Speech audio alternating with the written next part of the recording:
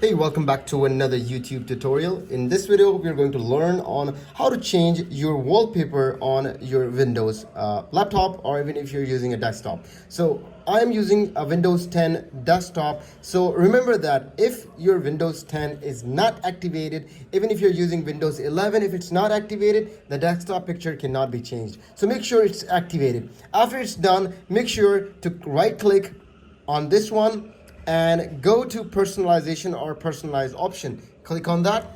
As you reach in here, you will receive something like this, which you will see an option called background. So in background, what you can do is change a background picture. You can choose a picture from these options that are already given. So if I choose this dark one, and if I go back, if I just click it, it will automatically change the wallpaper. And if I go back, you can see the wallpaper has changed. So if I move on back and choose a wallpaper that fits to me, so what I would do is click on this browse option that you can see now. Just click on the browse option, and here I can choose any picture I want. I will choose, for example, if I'm choosing this keyboard picture and clicking on choose picture that way.